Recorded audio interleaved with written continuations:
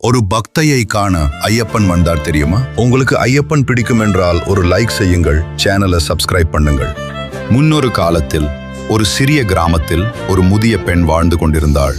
அவளுக்கு ஒரு ஆசை மட்டும், ஐயப்பனை நேரில் காண வேண்டும். ஒவ்வொரு நாளும் அவள் கண்களை மூடி மனமார் சுவாமியே சரணம் ஐயப்பா என்று ஜெபித்தாள். அவள் உயிரே அந்த நாமத்தில் கலந்தது. அவள் சொல்வதிலே மட்டுமில்லை, அவள் செயலில் பக்தி இருந்தது. பசியார்ந்தவர்களுக்கு உணவு, பறவைகளுக்கு அன்பு, அவள் வாழ்க்கையே பக்தியாக மாறியது. அவளின் உண்மையான பக்தியை ஐயப்பன் கவனித்தார்.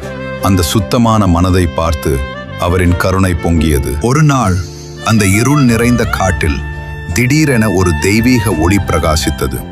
அந்த ஒளிக்குள் ஐயப்பன் தோன்றினார். அதை கண்ட அந்த முதிய பெண் கண்ணீருடன் தரையில் விழுந்தாள். ஐயப்பா என்று அழைத்தாள்.